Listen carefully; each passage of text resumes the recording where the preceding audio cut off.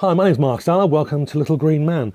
There have been a couple of MLAs just recently that have been asked to leave their party for one reason or another, and I'm saying that politely. They were kind of put out as if like a naughty cat, put outside because they were mewing too much.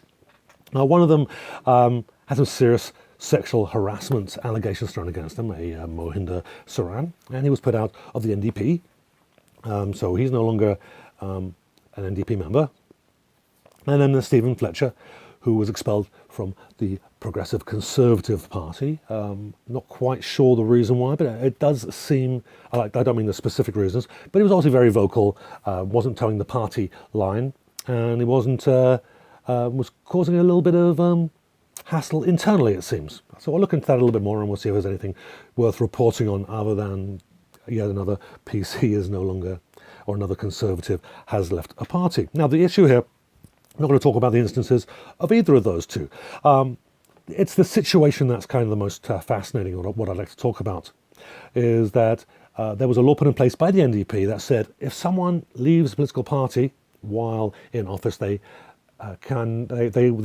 would then trigger a by-election and then have to reset and all that stuff, or they could, or they would be able to sit as an independent. Now, for some reason, Fletcher, the PC, has filibustered in the House just recently and was able to make the Progressive Conservatives who are passing the laws to finally give in and say, okay, all right, you get your way, you can sit with any party you want. Now, there's talk that he might join the Liberals. I can't see him joining the NDP or the Greens or whichever other party might be running.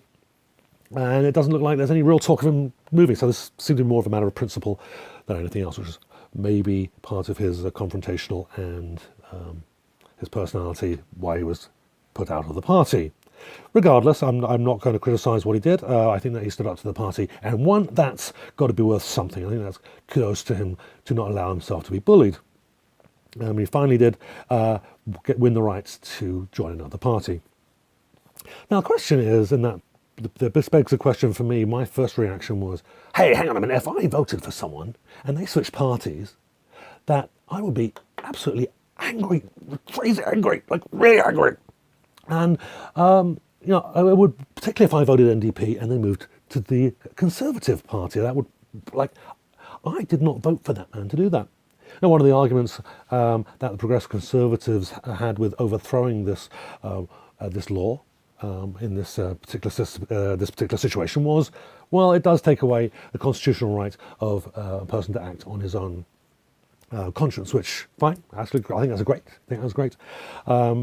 And having thought about this some more over several days since I was aware of the story, that I've come to not really be sure what I'd like. I certainly would not like my representative who I voted for to move into, or even from the Conservatives to the NDP if I was an NDP supporter, which I'm not. But if I were, I would not want a Conservative that was elected as a Conservative on Conservative values to be in my NDP party, which is supposed to be really quite opposed to many of the policies of the Progressive Conservatives, and vice versa. I would be absolutely horrified if my NDP representative went to the Conservative Party. It would be actually quite a horrible place for me to be, or place for it to be rather. But I've kind of softened a little bit on that. Is that one has to think that if someone has voted for a particular person based on the person's policies, and if that person's policies, if he remains consistent with them, and looks after the well-being and the interests of his constituents, then I don't think that really matters in hindsight, as long as he's consistent and does what he said he was going to do in the running up to it.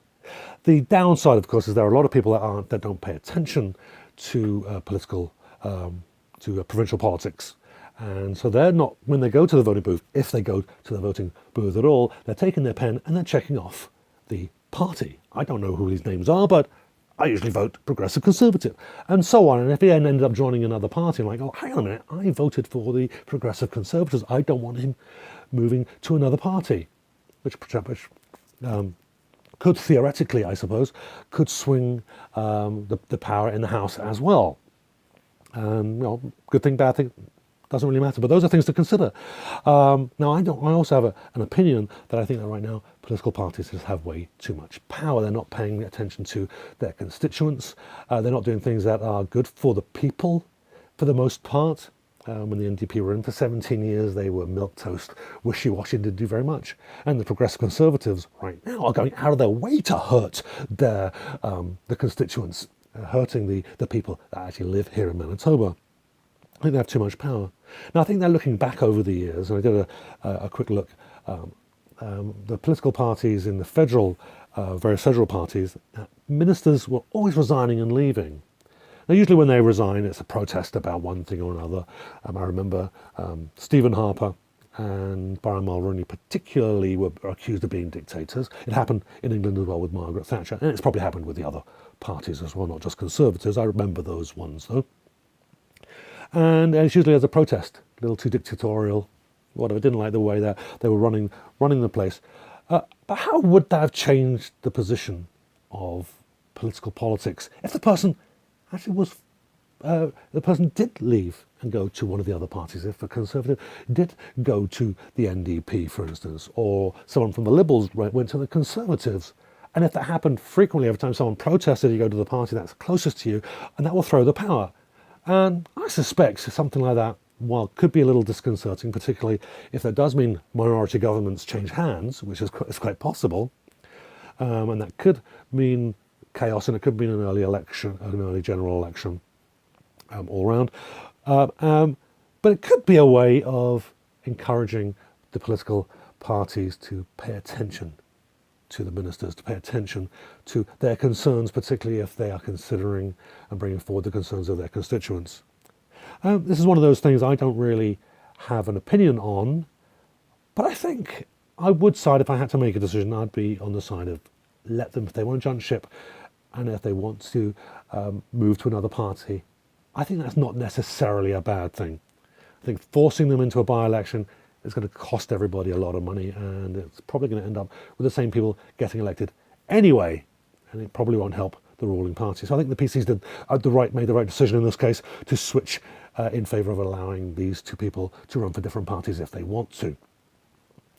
So, what do you think? Should politicians be allowed to switch parties in protest, or they've been kicked out and therefore they can sway the power?